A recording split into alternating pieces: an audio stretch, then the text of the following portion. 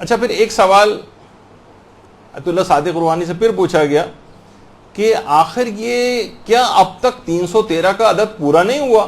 بہت سے لوگ کہتے ہیں بھائی ہمارا تو اس عمل اس قابل ہے نہیں کہ ہم 313 میں شامل ہو سکیں.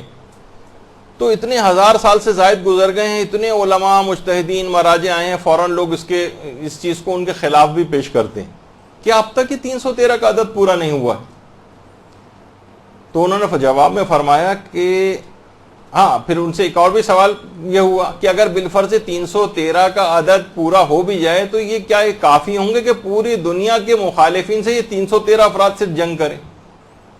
تو آیت اللہ صادق روحانی نے اس کا جواب دیا کہ دیکھیں یہ لوگوں کی غلط فہمی کہ امام زمانہ علیہ السلام کے بس صرف 313 ہی اصحاب ہوں گے. فرمایا یہ اولین گروہ کی طرف اشارہ ہے، جو امام کی صرف پہلی آواز کے اوپر جو افراد پہنچیں گے وہ انتہائی خاص الخاص افراد ہوں گے، وہ اولین گروہ ہے، اور اس کے بعد روزانہ کی بنیاد پر اس میں بتدریج اضافہ ہوتا چلا جائے گا. تو آپ کو کوشش کرنی چاہیے کہ چلیں، آپ کو یہ ہے نا کہ پہلے دن والے جو پہنچنے والے 313 افراد ہیں ان میں اگر آپ کا شمار نہیں ہو رہا ہے تو اس کے اگلے دن والے میں شمار ہو جائیے، اس سے پرسوں والے اگلے جو دن آئے گا اس میں شمار ہو جائیے، اس کے ایک ہفتے بعد والے میں شمار ہو جائیے. یہ مسلسل بڑھتا چلا جائے گا. 313 افراد تو وہ جرنیل ہیں جو امام زمانہ کی فوج کے کلاس سے سپہ سالار ہیں، اس میں اگر کوئی شخص شامل نہیں ہو سکے تو کوئی بات نہیں، امام زمانہ کو اس کے بعد اور بھی بہت سارے افراد کی ضرورت پیش آئے گی، آپ اس میں شامل ہو جائیے. لیکن یہ اولین گروہ کا تذکرہ ہے، فقط یہ نہیں کہ منحصر ہو گیا یہ عدد یہ کچھ خاص الخاص افراد کے لیے، لیکن عام افراد ان کی فوج وہ بے شمار ہوگی، اس کے اندر شامل ہوا جائے گا. دیکھیے لوگ وہ جیسے اس سے پہلے بات ہو رہی تھی کہ وہ سوچتے ہیں کہ جب امام زمانہ علیہ السلام آئیں گے تو ٹھیک ہے اس وقت ہم عمل صالح اور نیک بن جائیں گے.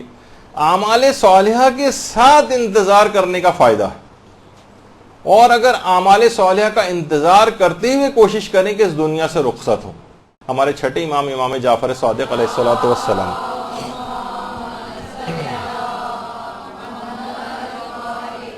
ان کی خدمت میں ایک بوڑھا آتا ہے اور آ کر سلام کرتا ہے امام کو اور کہتا ہے یبنا رسول اللہ اپنا ہاتھ بڑھائیے، میں کیا آپ کے ہاتھ کو بوسہ دینا چاہتا ہوں.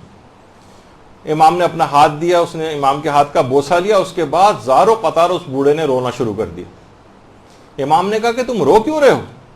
کہا کہ مولا 100 سال سے زائد میری عمر ہو چکی ہے اور میں قائم آل محمد کا انتظار کر رہا ہوں. آئمہ پیغمبر سے لے کر دیگر آئمہ تک مسلسل امام زمانہ کا اتنا ذکر کرتے تھے، اصحاب کے اندر وہ تڑپ پیدا ہو گئی تھی ان کو دیکھنے کی. مولا 100 سال سے زائد میری عمر ہو گئی ہے اور میں قائم آل محمد کا انتظار کر رہا ہوں، میری عمر اتنی زیادہ ہو گئی ہے، میری ہڈیاں کمزور ہو گئی ہیں، میں موت کے قریب پہنچ گیا ہوں اور جس کی آرزو کی تھی اسے نہیں پا سکا ہوں. اور میں یہ بھی دیکھ رہا ہوں کہ آپ شدید مشکلات میں ہیں، آپ کا دشمن خوشحال ہے، لہٰذا مولا میں کیوں نہ رہوں.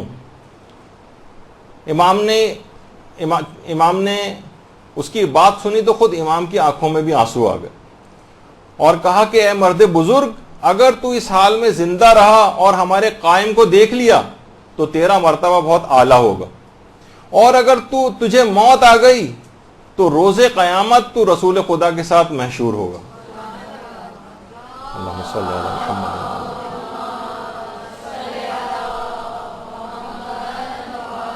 لہٰذا اپنے سنن و فرائض، اپنے وظیفہ شرعی کے مطابق عمل کر کے اس دنیا سے جائیں.